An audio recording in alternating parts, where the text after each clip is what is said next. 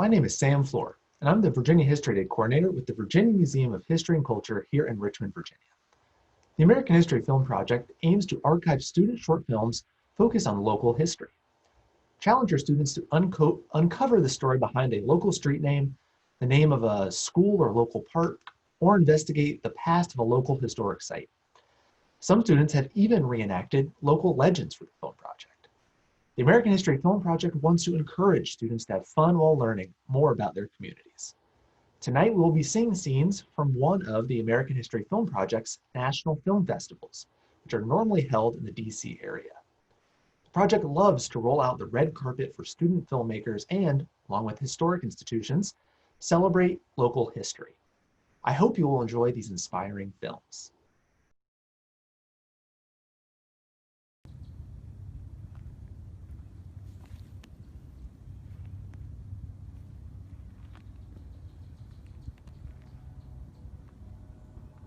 Hi, we're here at Pine Ridge Park, and we have the baseball fields to my right and the soccer field just behind there. And on this side, you'll see a special historic cemetery. It's Liberty Cemetery. It's originally the cemetery that belonged to the Collins family. So we're going to check it out. There's a lot of history here, actually. A large African-American community was here years ago when freed slaves from Alexandria came to this area, the Lincolnia-Annandale area. And now we're just a block away from the hospital here, from Fairfax Hospital, so things have developed over the years. We're also looking at the fact that Pine Ridge Park was originally the property that belonged to the Collins family, and then the school board bought it in the 1960s and decided not to do a high school there after several years, and eventually it became property of the Fairfax County Park Authority. So there's a long, long history here, but it starts with African American history.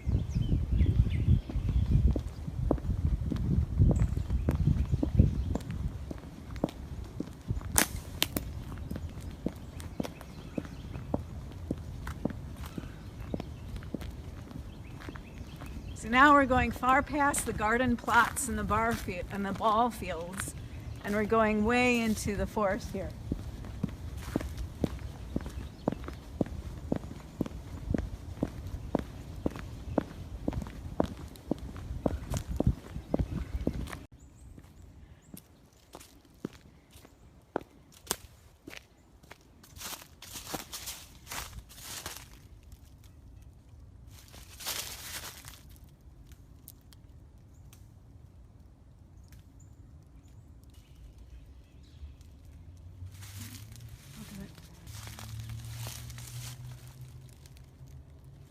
So here we have a veteran here. Civil War veteran William Collins and John Clemens are buried here, as well as a World War I veteran, Norman Collins. And so we've got Civil War and World War I veterans buried here. And this sign says, in memory of Douglas Collins, Beatrice Collins, Lucy Ranzel, and 4 infants interred in the nearby vicinity. May they rest in peace.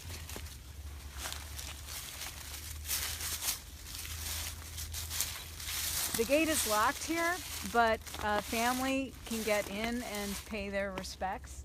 And again, this is just a memorial to the original Collins family that lived here and their history.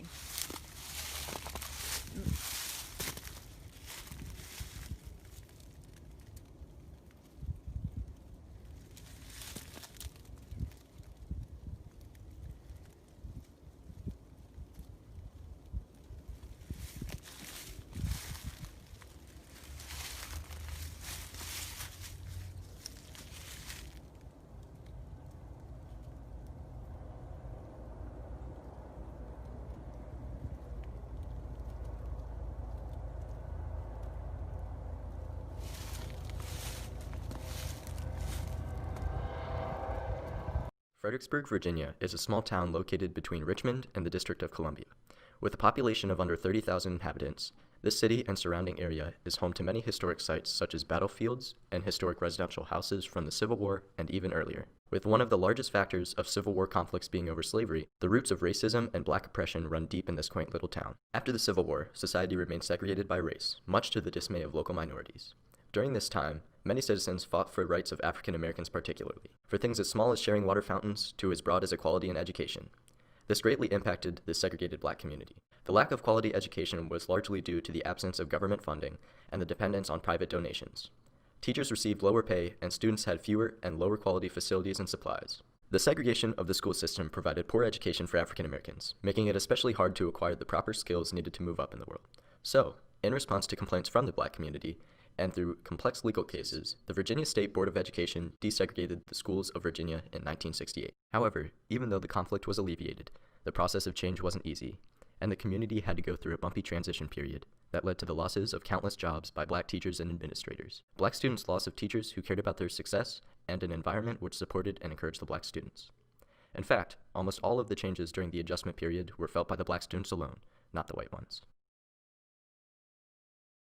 In the wake of the Civil War, because the education of African Americans was legalized, many civil rights activists realized the need for black education beyond that of a primary level.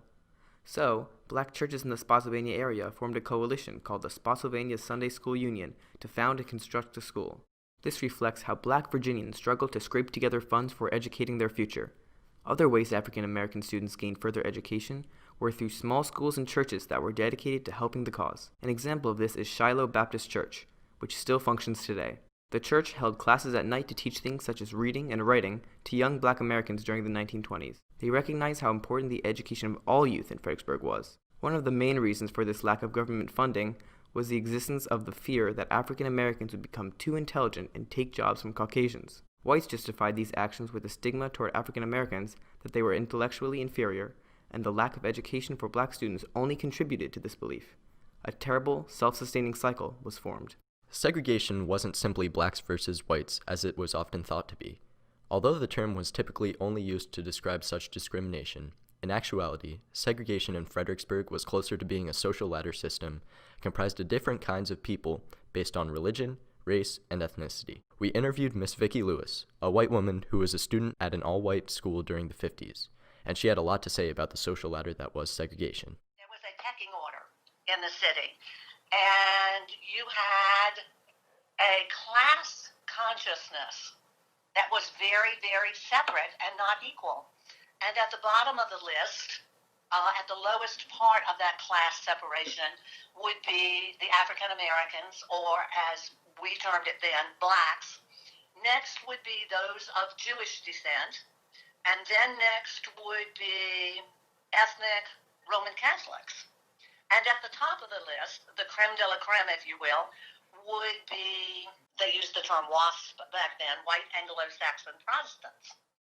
Miss Lewis proceeds to describe how even as a white person, she felt as if she was treated inferior to Anglo-Saxon Protestants, since she was a Roman Catholic. This goes to show that if a white person can feel discriminated against during segregation, it is hard to imagine what African Americans and other racial minorities had to go through. Native American students, specifically, were another minority group that had to deal with the obstacles that segregation of the school system brought. They were legally considered to be black, so if they wanted an education that was more advanced than the mission schools sometimes available to them, they had to attend a black public school. These mission schools typically only went up to about 7th grade and left many Native Americans seeking additional education. However, most Native Americans refused to attend these blacks-only public schools in efforts to maintain their culture as they faced the Racial Integrity Act of 1924, which was the act that branded them legally black. Since segregation was so harsh and unfair, many people worked toward changing the ways of both the inequitable schooling as well as society in general.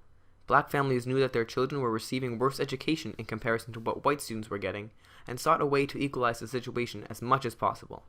The main reason which stood in the way of equal education was the Plessy versus Ferguson court case ruling, which preached a separate but equal doctrine. This essentially allowed for blatant segregation because the separation wasn't equal at all. Many people challenged these laws in future legal cases, and the most successful and notable of these was the Brown versus the Board of Education trial. The result of this case deemed the segregation laws to be unconstitutional, yet provided no means of solving this issue. Over the years, more pressure was put on schools to integrate their school systems. In 1968, the Supreme Court made a ruling as a result of the Charles C. Green et al. Versus County School Board of New Kent County. This ruling acted as a large factor of the schools being desegregated, and soon after, many schools in Virginia did away with the separation of schools, allowing the people of America to begin the long road of compromise of the integration of schools. The Brown versus the Board of Education case in 1954 and the New Kent County School Board case in 1968 were two of the key components in creating an integrated school system. Supreme Court cases like these were one cornerstone to change, but another important aspect were the student and parent protests. One of the largest and earliest of these protests was the Atkin High School walkout, which took place in 1951. At this protest organized by the students themselves, every student in the school marched out into the streets of Kingston, North Carolina, to demonstrate their dissent toward the unfairness between black and white public schools in the area. And even though this did not lead to a quick solution for the school, it did open the nation's eyes to the inherent problem with the segregated school system. Many struggles were undergone throughout the fight for desegregation. After countless protests and legal cases, the minority communities were finally able to desegregate the education system. But this conflict was far from over. Now that the schools were combined, they had to deal with the difficult transition that came with the school's desegregation. Students, teachers, and staff had to be combined, and buildings had to be designated to become each newly integrated school. The biggest problem with the ways the schools were desegregated is that most of the change had to be facilitated by the black community. The black students had to change buildings, the black students had to acclimate to their new teachers, and the black students had to find their new identities in their new school. These changes were also very sudden. In an interview by Duke University, Ms. Porter, a school supervisor in Norfolk, said, "We as teachers had to be there to nurture them, to help them along, to recognize their difficulties, to work with them. In addition, although the African American students had to endure these many changes, the effect desegregation of education had on African American teachers and staff were much longer lasting. Most of these individuals lost their jobs since the majority of schools were taught by white teachers." Now, when the school was integrated, the school was shut down. But I no longer had that job as a principal at the school. You see, and many of the teachers went other places. You see, so I changed my career and began to work in the commercial industry. I did not retire from as a teacher. I retired as a manager of Safeway stores because of the integration. They didn't hire me in Stafford County or Fredericksburg. Mr. Brown, former principal of H.H. Poole Middle School, recalls his experience of being fired from his job there and having to completely shift career paths. After taking all of these consequences into account, the reason the desegregation of the schools was a compromise was because unequal education was replaced with a more equal system, yet it came with many drawbacks. The shift in society that the 1968 desegregation brought was huge, and many echoes of this conflict can still be felt today.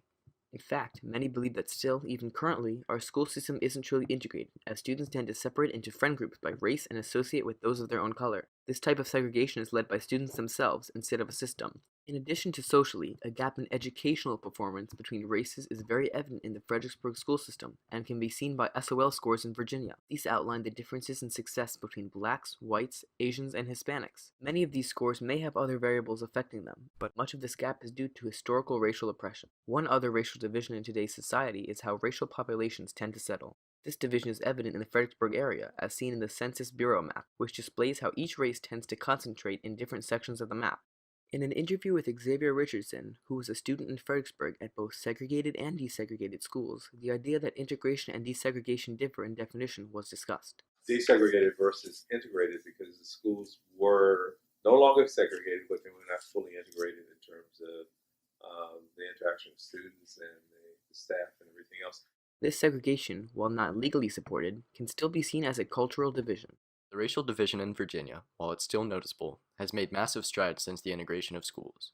Despite the pain and suffering experienced by many families during the transition period, the long-term result improves society as a whole. In the interview with Vicki Lewis, she captures the importance of integration. If I don't associate with people who are different from me, then how am I supposed to know how they think or how they feel or what their view of the world is, and how are they supposed to know mine?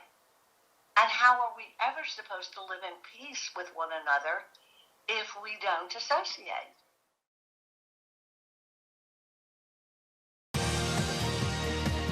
We're back to the Inside Scoop. Here again, your host. And we're back at Inside Scoop, where we like to highlight people who do good in the community. So this segment, I am talking to folks about Mount Pleasant Baptist Church. And Mount Pleasant has a long, long history of service to the community. So it's not just a church, but has been a community center for almost 150 years.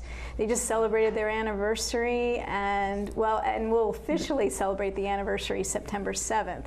So while August is a big month for food drives, September is a month that we like to talk about Mount Pleasant. And here with me I have Julie Washington, the historian from Mount Pleasant. Julie, thank you for coming and, you're quite being welcome. with us again. Thank you for having Yes, us thank to you. represent Mount Pleasant. Thank you. Oh, and like I say, Mount Pleasant is so much more than a church. And the more I look into it, the more it's like peeling the layers of an onion. Yes. And they started out in a land grant situation, I believe, but the mission was to have a school and a church. So they provided education Correct. and support in the community when folks were recently freed in 1867. Yeah. Well, yes. So the church was deeded September the 7th, 1867, by Eliza and his wife, Mr. Brown. A couple, the Browns. So it was deeded then, and they felt that the people that had just been freed, they had gained their freedom, and they felt that they needed a place to worship, as well as to school, as well as a burial ground. And of course, right in back of our church is a cemetery, which we will be having a tour of the end of August. So the month of August is going to be quite busy at our church. On Thursdays and Sunday, we will be having services. Thursday evening services will start at 7 o'clock. And during that time period, we will be having moments of history for Mount Pleasant. history moments. Yes. And some of those will start off with some of the worship, the missions that we've had. We'll start out with some of the educational programs that we have there. We'll do some of the communities. As you know, we have the Lincolnia community as well as the Mount Pleasant community. And then, of course, we can't forget about Bailey's Crossroads community in that particular area as well. And then we're going on to our baptismal sites.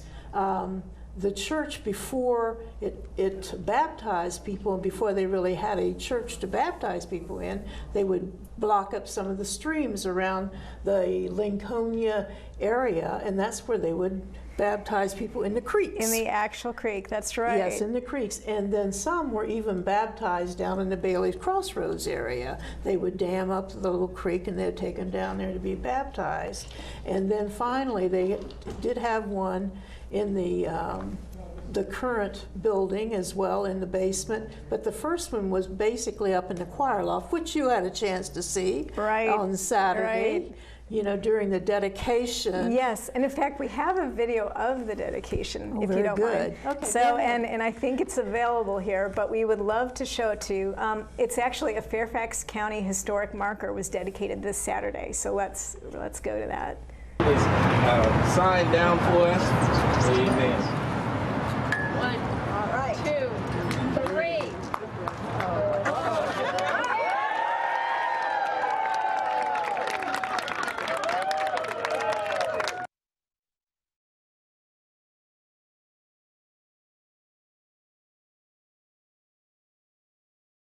It's really good to meet you. Thank you for having us here with us today.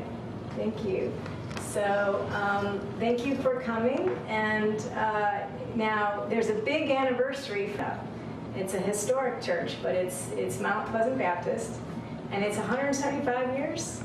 Yeah. 150 years.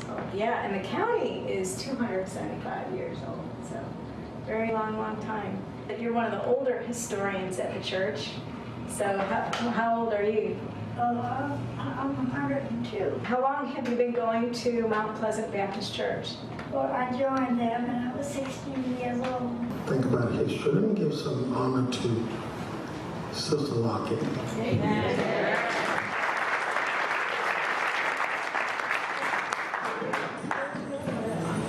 What did it feel like when your brother was preaching? What did it feel like to be the sister and hear him preach? Oh, he preached, and he preached, you feel the Spirit all right. And don't be telling him no story, because he'll tell you. But if you tell him, I couldn't say the story now, because he said, Sister, I know you said it. So you had to tell him the truth now.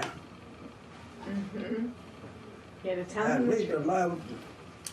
The sister, what is her name, Bessie Summers, she was one of the Holy Ghost women. She would sing and pray and Melton preach, and she would preach, Reverend Shepherd, and she would get happy and, do that holy dance like you say, Yes, and so what we have there is the sister of Reverend Shepherd, if I'm... Reverend Milton Shepherd, yes. He was a fantastic preacher. He was a great civic leader for Fairfax County. He helped to integrate the schools of Fairfax County with his work. He gave the African American community that boost that they needed to delve on to make changes in the county, because it was in great need to have that done. And he was very instrumental with that, along with other members of our church that helped to do that. Some of the members at that time were the first ones to integrate Jeb Stuart High School, for which now I guess the county is going to be changing the name. But that was a very important thing for the people of that particular era to do, to make sure that some of that segregation would stop and integration would start. And do you recall how he facilitated the integration efforts? Well, basically, he made us think back about voting. Okay. That people have died because they didn't have that privilege to vote. But he was quite aware of that. And then also, he would make sure that we went to the county, stayed on the county committees to make sure that this would all take place.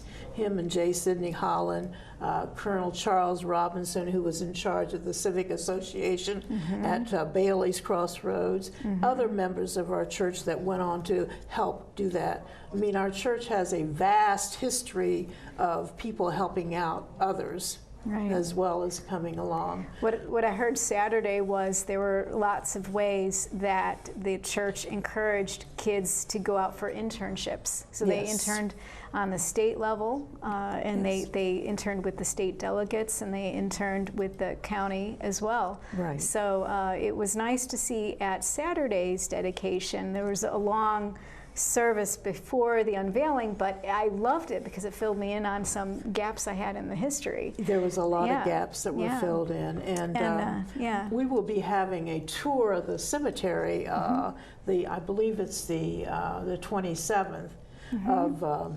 It's going to be a Sunday morning at 8:30 in the morning to look at some of the grave sites and see that some of the ex-slaves were buried there, people that had been slaves and brought out of that slavery. And the cemetery still, it's people need to know what the history is of places, and sometimes even though we don't think of a cemetery as being history, but it is because people are there. But we will go on with that, and then we'll have the women. Women are so vital to churches, but we don't say enough about them. I think with doing the history, I've tried to get people to put down the ladies' maiden names, which people tend to forget. They get married, they don't think about, okay, what was her maiden name beforehand. So I was confused with Mrs. Hunter. I didn't know who Mrs. Hunter was related to and so forth. Yes, so that's very important, like Mrs. Lockett. Now, you wouldn't know that was Reverend Shepherd's sister. Exactly. And there's so many families that are related up in that particular area because because if you have to think of it, the African American community wasn't that large at the time. So, and some had children and some did not have children, so that makes a difference. But we're going to have a program with the pillars of women at Mount Pleasant as well as the men at Mount Pleasant, those women that maybe the first ordained preacher, female preacher at Mount Pleasant. So that'll be going on during the month of August, so we'll get all of that in. And there's going to be Howard University choirs going to come? That's going to be, I believe, at the banquet when we have that. And that's going to be at the, they've changed the name of that hotel so many times, but it's right there off of Seminary Road. There's a long list of events. Some of them are free to the public and some there's a little bit of a charge, but you can find them on your website, which is? mountpleasant.com, and Alex, just make sure you go to the Alexandria Mount Pleasant, because there is another one. Yes. Quite a few Mount Pleasants if you around Google the it, area. Google Alexandria. Yes. And, So- but it's mtpleasant.com. Yes, MT Pleasant. MT Pleasant. Yes, so we can find that. But we'll have a lot of moments in history that goes on, and people, and I think with Saturday's program, with doing that, it showed how much we were involved in the community, because even Pastor Baltimore, the church, the new facility that we have, which is not new, basically we had our walk-in ceremony 40 years today. Can you believe that? Yes. It'll be 40 years. So we had that walk-in on the 7th of August. So the round sanctuary is from 40 years ago. Yes, 40 years. But then we sat in the smaller sanctuary, which was smaller from sanctuary, which was at one point 1938? a hewn log cabin. Then it was a wooden church. Then they removed the wooden church and built the brick church. And then later on, the brick church was expanded to include the choir loft. So yeah, it's been a lot of transition, and most of the ministers that we've had that had the building of. We've tried to make that so most of the buildings are debt-free within a short period of time, because they didn't believe in having a lot of debt associated with the church. Yes, and again, there's just so much they've done in terms of helping to provide social services and education in the area as well. Correct. But and there's a little bit. I hope to do a longer episode. It might be a special, and we're going to go a little bit more in depth in that special at another time. Okay. But it was just wonderful to see Delegate Watts there and Supervisor Gross and a whole bunch of people talk about the things that you guys have done. So I'm hoping to show that in a longer segment. And again, thank you for sharing, and everybody come see Mount Pleasant. Come and visit us. 150 years. 10 o'clock services for the next month, and plus 2 Sundays in September. Thank you. Thank you. Hi, my name is Marisa. Mount Pleasant Baptist Church was founded in 1867 by free slaves who traveled to Alexandria, Virginia, seeking a new way of life. The good character of these freed men impressed a wealthy landowner named Charles H. Brown. He sold them 60 acres of land on which to build their homes. He then donated 1 acre of land to build a church for services on Sunday and a school during the week. This land was deeded on September 7, 1867. Mount Pleasant Baptist Church started as a log cabin. Then this structure was built 1931. Now known as the Pinkett Shepherd Chapel. Services are now presently in this sanctuary, completed in 1977. Let's talk about the cemetery. The cemetery has 2 parts.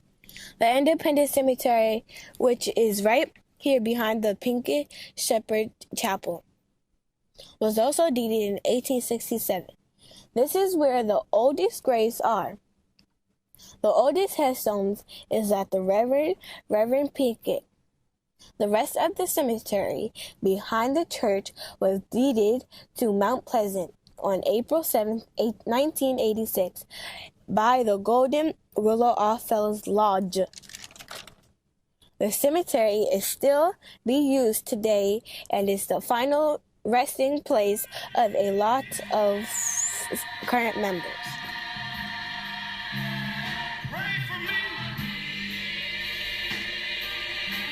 When you steal away in your secret closet,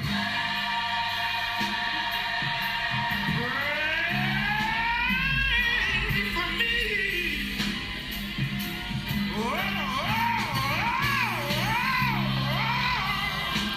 This is my church's historical cemetery.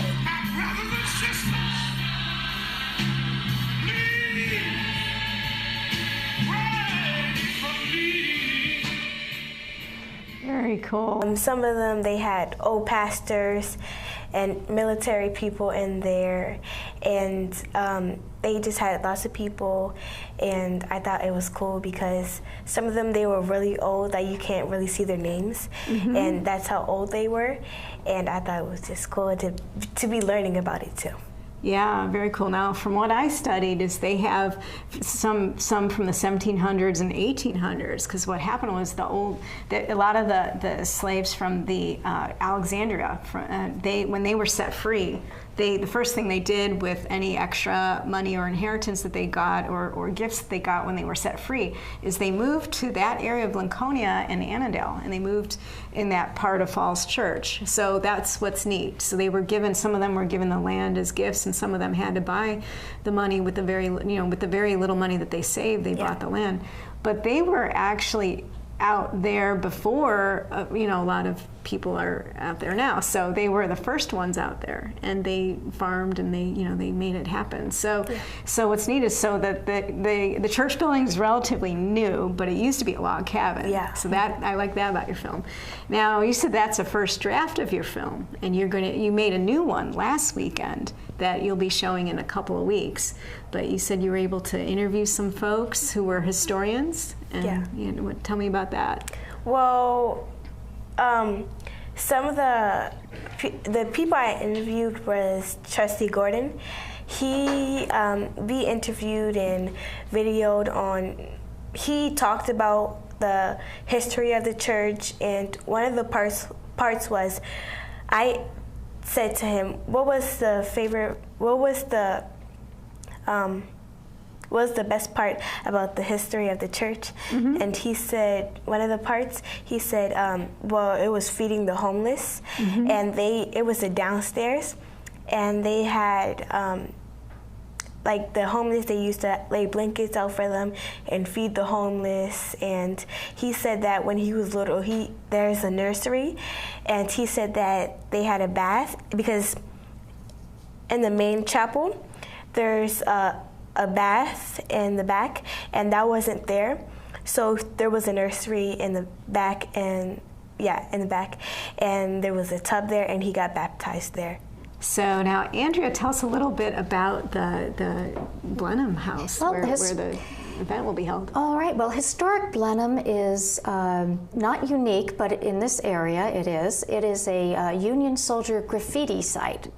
How many people can say that? It's basically, this was a house that was built about 1859. It was built and owned by a man who, Albert Wilcoxon and his wife, Mary. They were secessionists. They also were slaveholders. They owned 6 enslaved people, and unfortunately, that's the part of our story we know so little about. And I'll get back to that in a second. But what we do know about is what happened to them during the war, even though we don't have letters about them. The family, we do know that they ended up leaving after some damage was done to the house, after it became, Union troops came in, and eventually Union troops controlled the area. When they came in and controlled the area, over a couple of years' time, they wrote all over the walls of the house. And so that's where we get our graffiti. And the house was lived in by the same family until 1997. And then the city of Fairfax purchased it in 1999. Though it went from a 12-acre, what is now 12 acres, that's only part of what was a 367-acre property. Right. We have so much information on the soldiers because of archival information. bits and pieces about the family through legal documents and such, but the hardest and most frustrating part is not knowing about those who were enslaved there. We know from a slave census that there were 4 men and 2 women. We know their ages. We know their, obviously their gender and whether they were black or mulatto, but other than that, we don't know who they were. But sometimes you have actors come to the house and you have reenactments. And tell me about the reenactments coming up, because what's neat about this exhibition is you're being brave, because you're one of the first ones to enter this year, and other kids can come to the museum and with the camera and shoot history by shooting the reenactments. And they can interview someone who's an actress acting like a slave, and they can interview someone who looks like a soldier, and they can take different angles of the stories. Exactly. Nurses, medics, so forth. Well, in the our modern building on the site, the Civil War Interpretive Center, where we have a gallery and actually replica of the best graffiti, which is up in the attic, we have a room where we hold different talks and such. And we just the other day had a woman named Lillian Garland who was portraying Elizabeth Keckley, who had been a former slave and was the seamstress and friend of Mary Todd Lincoln.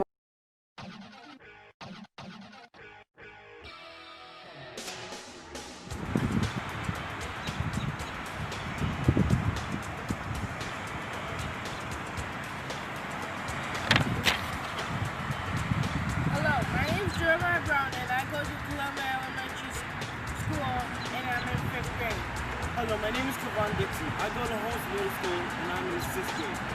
We are here to show you the American Hostory Film Project. We are here at the George Mason Library, which sits on land that troops from the Civil War came to, located in Annandale, Virginia. You're going to see videos that tell how African American women supported troops in the Civil War history. You're going to see 4 women from a group called FREED, Female Reenactors of Distinction, explain the stories of the African American women whose efforts supported the United States colored troops in the Civil War history. Here is where we saw FREED and learned about Haley Quinn Brown. But Mama, they hurt me so bad. They hurt me so bad. I don't know how I survived that long voyage here. Many hundreds gone. My first master told me we were brought here to toil for the white man.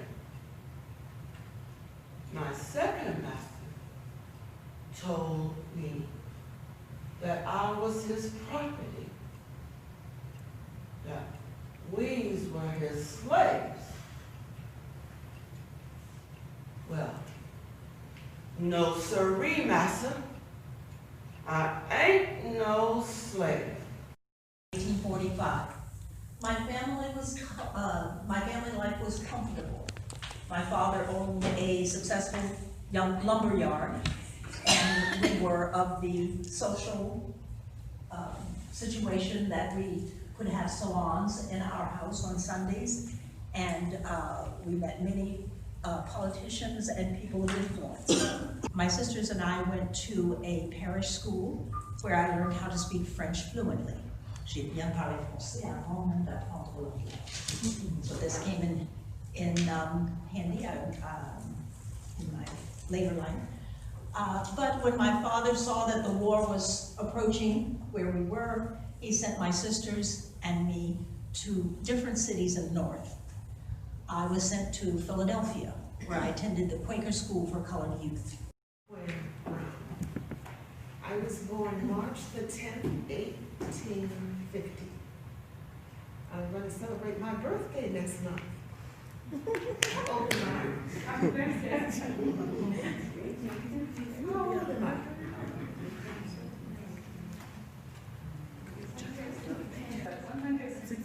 I will be 167 years old. And I will celebrate my birthday. I do every year. Well, when I passed away, believe it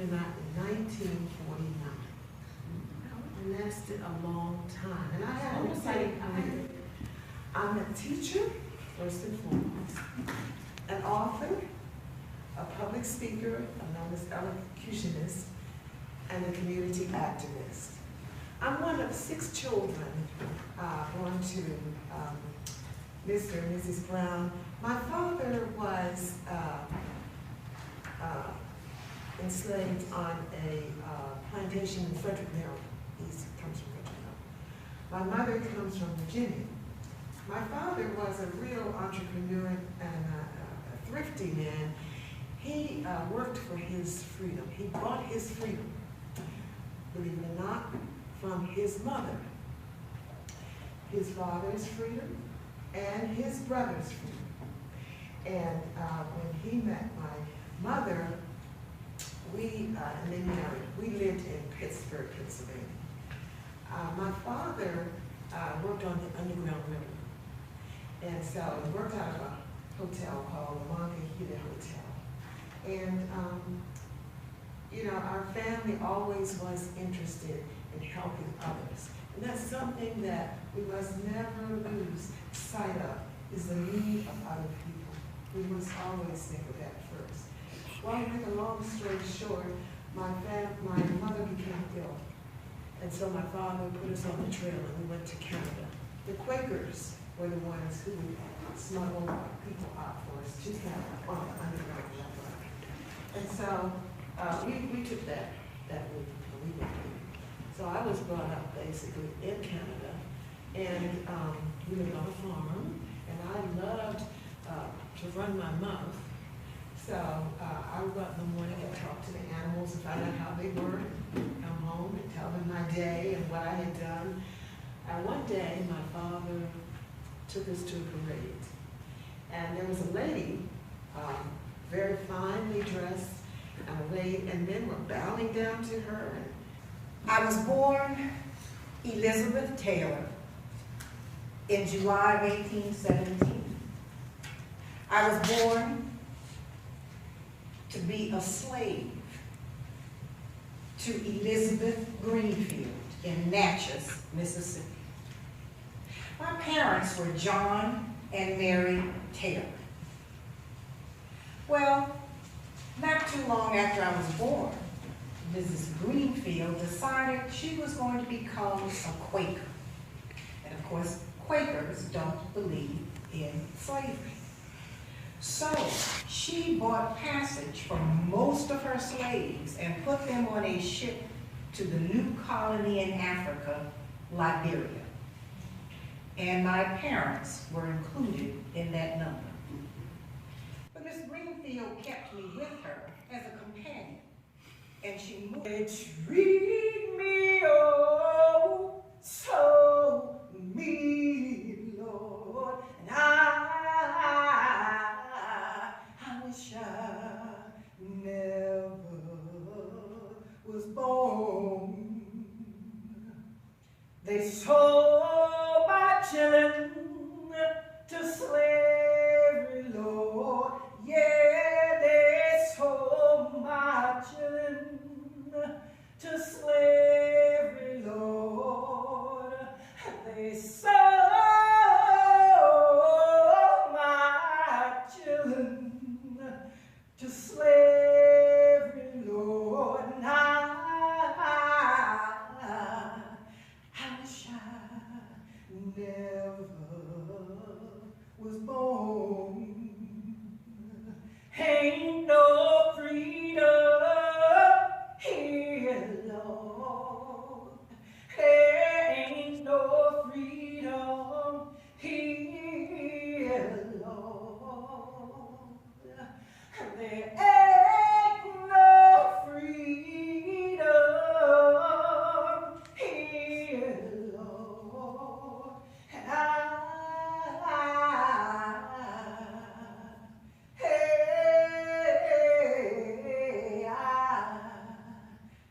wish I never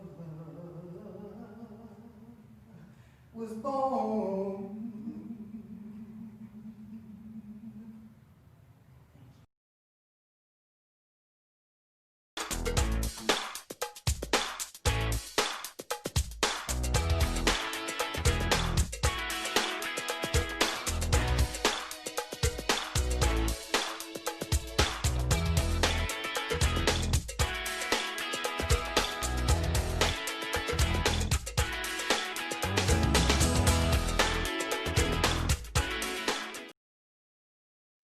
On Saturday, June 3rd, Angelica Theater in the Mosaic District hosted the American History Film Project exhibition. The exhibition showcased short films created by students from around the United States, including several films made by Fairfax County Public Schools students. The American History Film Project challenged children in grades K through 12 to create a 3 to 10 minute film about their hometown history, a local event, or person. Students from Columbia Elementary and Holmes Middle School produced a film entitled American Hero Film Project. It featured presentations from reenactors describing how African American women supported soldiers during the American Civil War. I don't know how I survived that long voyage here. Many hundreds gone. My first master told me we were brought here to toil for the white man. My second master told me that I was his property. Students from Annandale High School created a film about the history of their school, featuring an interview with alumni Nikki McDonald, who attended Annandale during the late 1950s shortly after the school first opened. The auditorium was not complete. The cafeteria was basically finished enough that we ate our lunches in there, but they didn't open the cafeteria part for serving until December 1st of 1954. We also had a prayer before every meal. Our Heavenly Father up above, look down upon our school with love. Bless every pathway we may trod, accept our thanks, O God. And we said that before every lunch period. Marisa Grace, a student from Holmes Middle School, created a film about the history of the Mount Pleasant community of Fairfax County, focusing on her church, Mount Pleasant Baptist Church, which was founded shortly after the end of the American Civil War. I've been a member of Mount Pleasant Baptist Church for 60 years. I understand your parents and even your grandparents were members of this church. How far back does your family go back here? My grandparents actually were members here in the 1900s.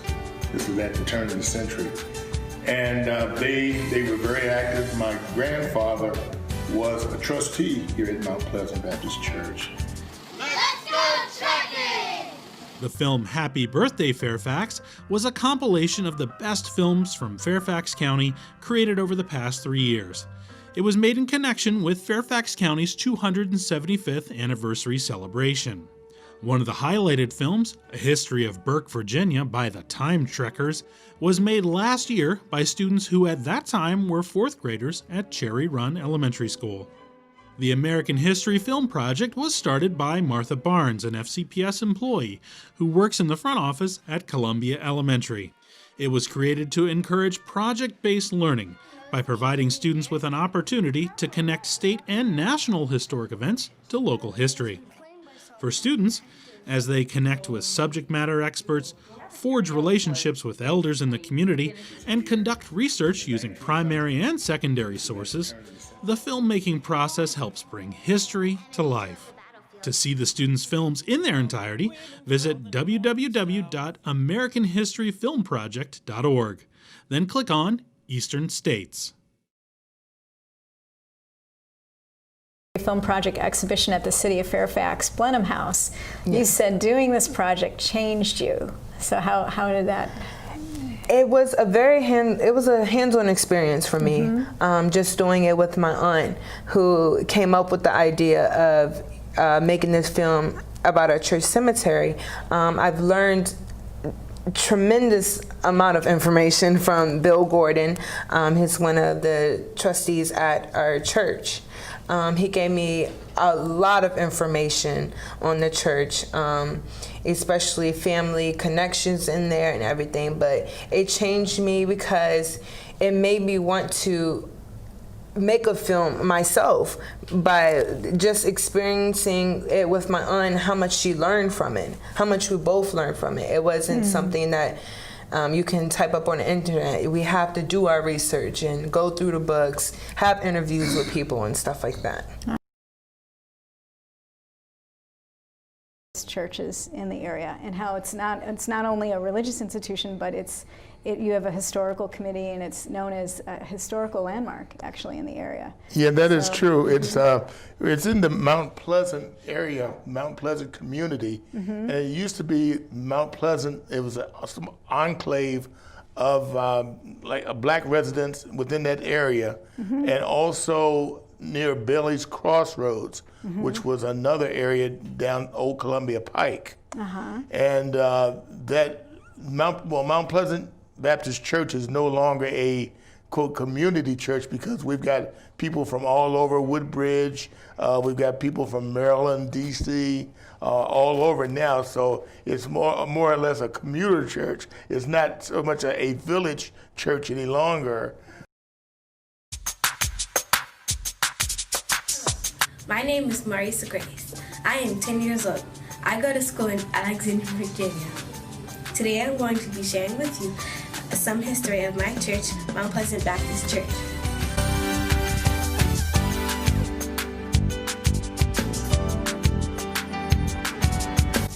I am a member here at Mount Pleasant Baptist Church, where Reverend Dr. Carl Johnson is the pastor. Mount Pleasant Baptist Church was founded by free slaves who traveled to Alexandria seeking a new way of life. The good character of these free men impressed a wealthy landowner named Charles H. Brown.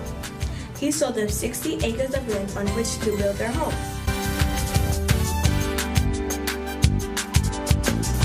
Then he and his wife donated 1 acre of land to build a church, and the land was deeded on September 7, 1867, after the Civil War had ended.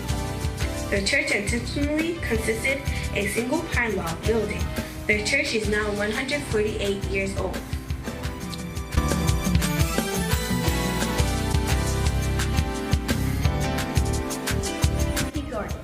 How long have you been a member of Mount Pleasant Baptist Church? I've been a member of Mount Pleasant Baptist Church for 60 years. I understand your parents and even your grandparents were members of this church. How far back does your family go back here? My grandparents actually were members here in the 1900s. This was at the turn of the century. And they were very active. My grandfather was a trustee here at Mount Pleasant Baptist Church, as well as I have several cousins who were deacons and another cousin who was a trustee. So we have our family involved in Mount Pleasant.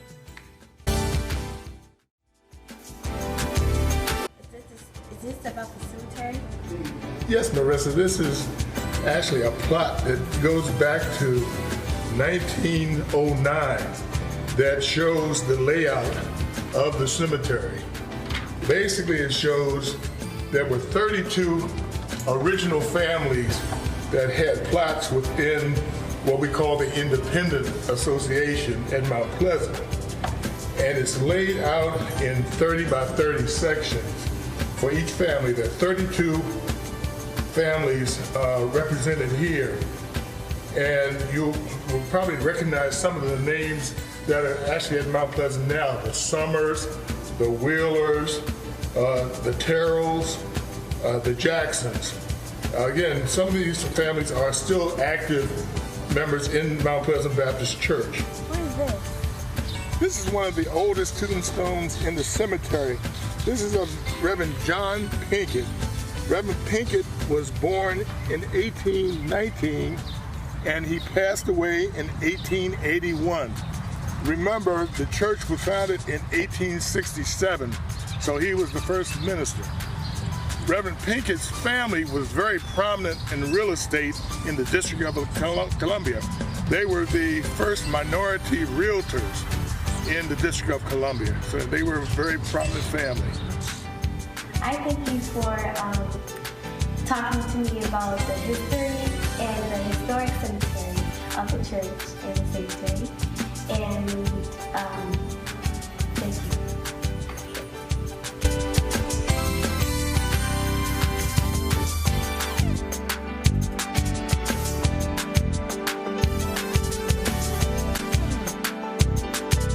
This church was founded by free slaves who traveled to Alexandria seeking a new way of life.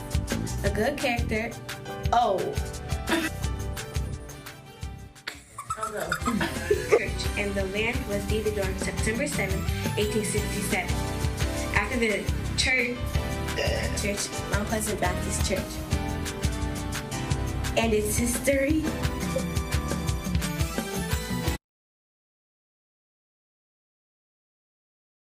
May I ask a question? If it's not too late. You know, I've been to your church several times, and every time, I'm not a Baptist, I'm a Methodist. Every time I go there, I come out spiritually uplifted. I find your service very energizing, with a lot of singing and praising and even dancing. But one thing, quite different from my Methodist church services, your services tend to be pretty long. Whether it last 150 years, I understand you're already 10 years old, whether your church service have always been that long. Yeah. After I give this tour, would you like to come up and have your picture taken? Sure.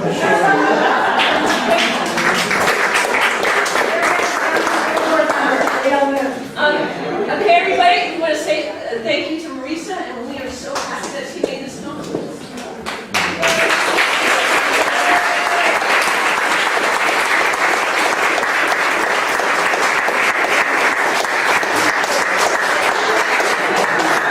Mr. Martin is a school board member at large, and so he's here to have his picture. So what was it like working on that film? It was fun, and I think it was a good experience for me, and I hopefully will in the future for me to do something bigger, and yeah. Okay, great. And I think you were actually introduced to Trustee Gordon during that process. Mm-hmm. So what was it, was it like to get to know him and interview him? And it was fun interviewing him, and it was fun knowing things about him, and knowing things about him and how it was when he was growing up in the church, and how he was baptized in the church. Oh, so well, and so I'll ask you a little bit, how were you baptized in the church? That's a good question. We have an old, what we call the chapel. Right now it's our nursery, but there used to be a pool, a baptismal pool in the nursery. So, and we used to baptize there. I was baptized there in that pool. But prior to that, we members of the church were actually baptized in a creek down in the Belly's Crossroads area. It was a creek that was offset from where the dam is in Belly's Crossroads. There was a creek that meandered down through the woods there, and the baptismal area was an offshoot of that. So it was like you kind of see in the old pictures of people baptizing in the creek. That's the way we were baptizing at Mount Pleasant. Oh, wow, that's something. And I was going to say, and so, and was the water warm or cold when you at least had to do it indoors? But It was indoors, it was better.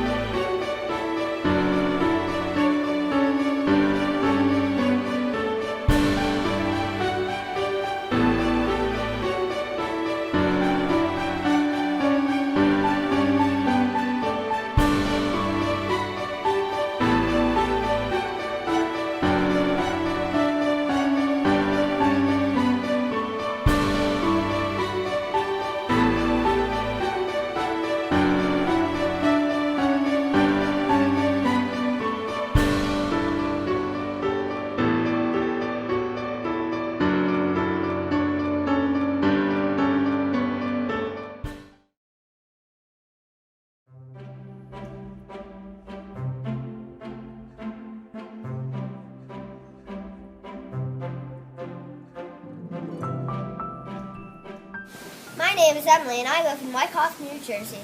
When I was in 3rd grade, my teacher wrote us a book about the Underground Railroad. I found it fascinating and wanted to learn more. What is the Underground Railroad? The Underground Railroad was an escape route for slaves from the South to go up north to be freed.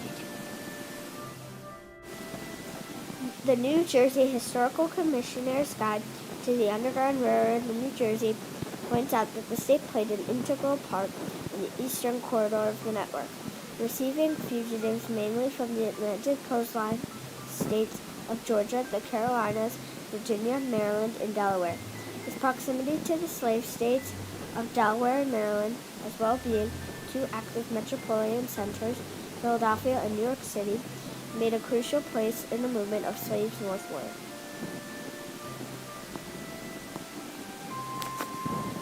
At a local historic house had been a stop on the Underground Railroad, and I wanted to know more.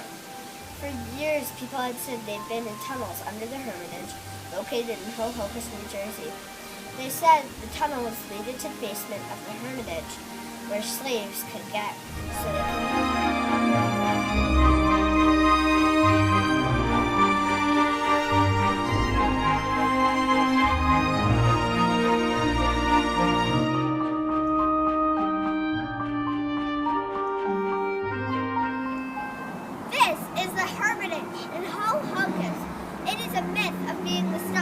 Underground Railroad.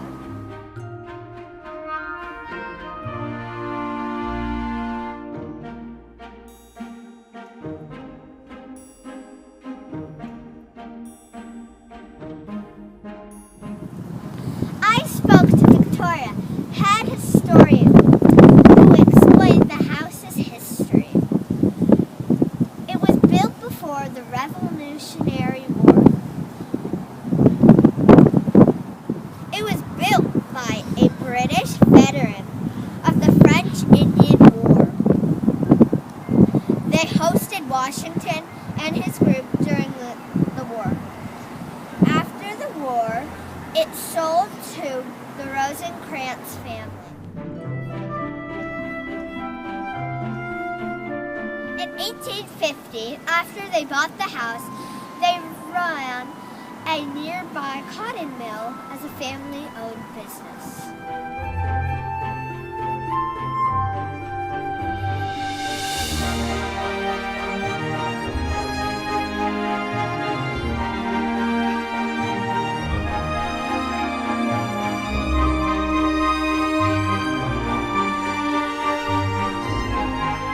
This is the cotton mill. Cotton for the mill came from the south, over by the train tracks. It was sent by train, and the tracks came through the property. Would you be a stop on the Underground Railroad if you relied on cotton for your cotton mills that came from the south? The Rosencrantz were Southern sympathizers. It is called a copperhead. This is Old Paramus Church in Ridgewood. This is where the Rosencrantz were originally went to church. But they were asked to leave because they were copperhead. Here we are in Christ Church in Ridgewood. Here is where the Rosencrantz formed their church after they were asked to leave. My family and ancestors have been members of this church for a very long time.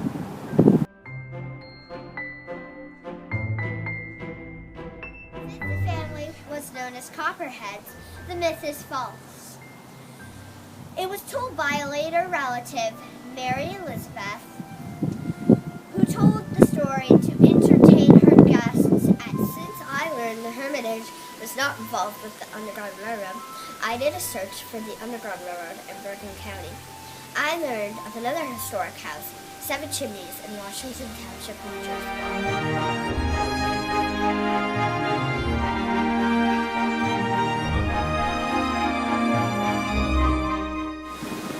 7 Chimneys was built by Nicholas Zabriskie between 1745 and 1750.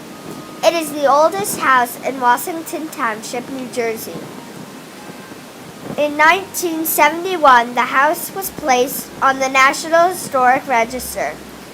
It is a private residence. The first information I found on Seven Chimneys stated it was a stop on the Underground Railroad.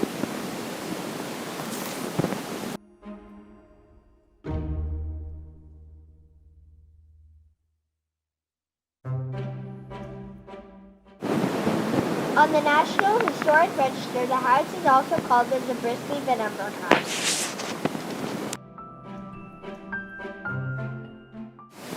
The National Historical Record states, from a social humanitarian standpoint, the house is significant in that it was part of the Underground Railroad. There is a written record that this house would accept up to 6 men on their way to Canada and freedom. My mom is a 12th generation Van Emberg in the U.S., 11th generation from Ridgewood, New Jersey. My great-great-great-great-great-grandfather, Henry Van Emberg's older brother Albert, lived at Seven Chimneys and received fugitives into their home from the 1850s through the Civil War.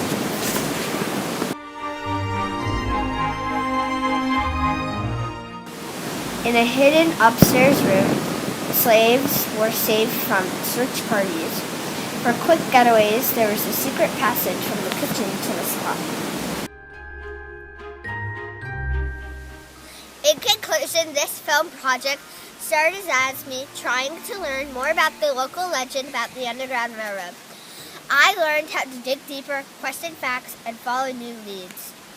In the end, I might not have found the story I was looking for, but instead found connections in my own family to the Underground Railroad in New Jersey.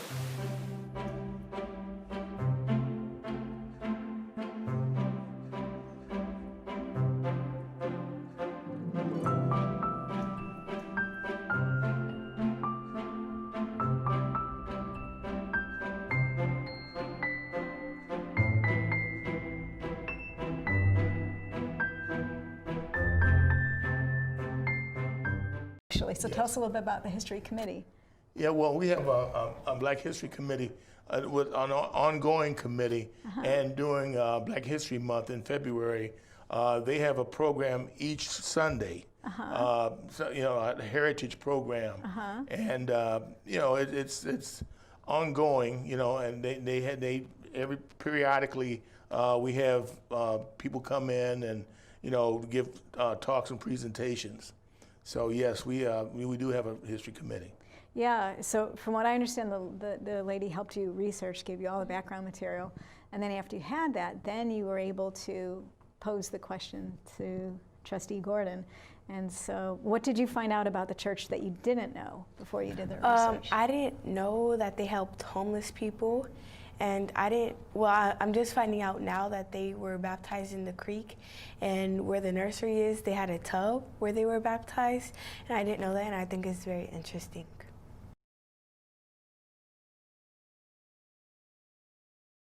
Let's see, Jeremiah Brown and Kevon Dixon. Oh, I look at Jeremiah, he's embarrassed. Annandale, Virginia. Yes, Annandale. These two boys did the film about the reenactors, about the female reenactors that came to the Annandale Library in February. Do you boys have anything? Do you have any questions that you want to have anything to ask them? Any questions? How did that one lady get from Mississippi up to Annandale? I actually don't know. Me either. I don't even know. Any other questions? Actually, the reenactors are from Washington, D.C. They're an organization called FREED, and Martha knows a little bit more about that. FREED stands for Female Reenactors of Distinction, and they are part of the African American Civil War Museum, which is a small museum in Washington, D.C. It's not the large Smithsonian museum. So it's a smaller one, and you don't have to pay tickets. There's probably no line to get in there. So, any other question? Yes, Becky. So how did you guys learn about the reenactors, and what made you interested in making this movie? Well, we learned about it is we went to the Georgia Mission Library so we can this was on my little brother's birthday, February 25th, and for what was exciting to me is like how they acted. It was heartbreaking. Well, I didn't cry, but like, it was awesome to me. I don't like history, but I know it's awesome. It's when I learned it, when I hear the actors talking, and it was awesome. So like I filmed the whole thing on my phone and broke it up into parts. And it all happened on my birthday. Technically a gift. That's why you saw at the end, you see the woman standing around because it was Jeremiah's birthday. They were proclaiming his birthday on that special day, the day they filmed it. And Stephen Wright came by their house on spring break, and we watched him teach them more about editing. So that was a really good thing. So Kavan and Jeremiah, I'd like to present you with medals. All right.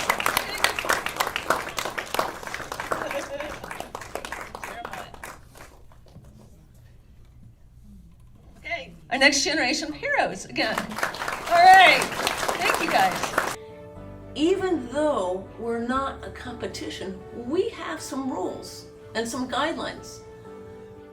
Number one, you have to have a parent permission form. Even if you're a senior, you're 18 years old, we still have to have a parent permission form in order to post anything.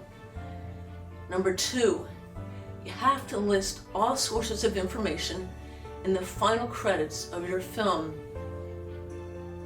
No to plagiarism. That will immediately disqualify you. You can't use anybody else's music. On our American History Film Project Submit Films page, you'll find a link to royalty-free music, and you use that. There are other things on that page, including the permission form, and there's a deadline. So just follow everything on that page and submit your films to us. There is a deadline, but there's a great benefit to you too. You'll get to see your film on our website. We could post it on Facebook and even on a Facebook watch party. But lastly, you could come and see your film on the big screen at a movie theater outside the Washington, D.C. area. And if you come, you can stand up and answer questions from the audience. And maybe we might even roll out the red carpet for you to stand on. It's a total win-win situation. And we look forward to hearing from you. Send us your films, and remember, no matter where you come from, we're all Americans. Bye. A video made for the American History Film Project can also qualify for the National History Day, or NHD, competition. To do so, students should examine their chosen topic through the lens of the yearly NHD theme. For example, the 2021 theme is Communication in History, the Key to Understanding. Students should think about the different ways communication impacted the historic figures in their film and ways in which understandings were made better or worse due to the historic events in question. Once students have connected their topic to the yearly theme, they then need to conduct in-depth research with a focus on original primary sources. Students should contact local historic institutions and libraries to get started, or they can contact me at the Virginia Museum of History and Culture, and I would be happy to point them in the right direction. As students conduct their research, they need to fine-tune their historical thinking by focusing on the following elements.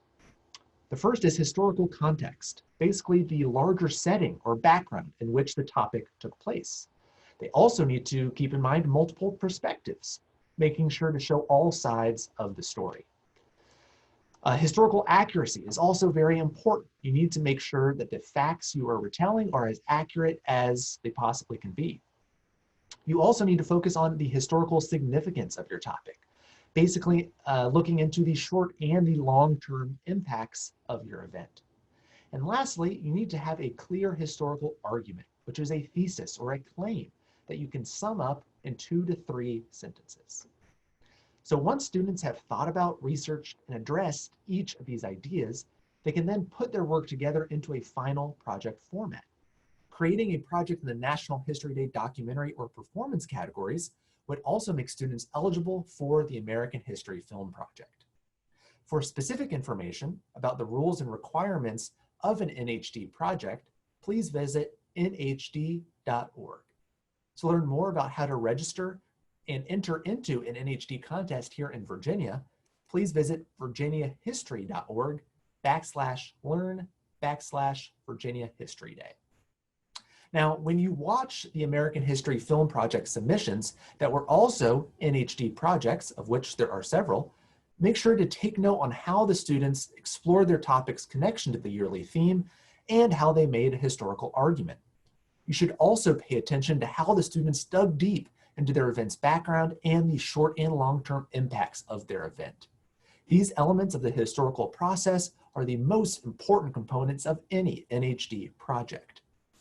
Additionally, these students did a great job of combining images, videos, music, and text to convey their information. The clarity and visual appearance of a project are very important criteria to keep in mind. Now, Virginia History Day strongly encourages students to focus on local history for their NHD projects. Doing so has the added bonus of making your film or performance eligible for the American History Film Project as well. Students who qualify for both programs will have their work viewed and celebrated by history enthusiasts across the country and even the world. Thank you to the organizers of the American History Film Project for putting together such a wonderful opportunity for young historians and filmmakers. I can't wait to see what exciting new projects students create based on the history of their own backyards.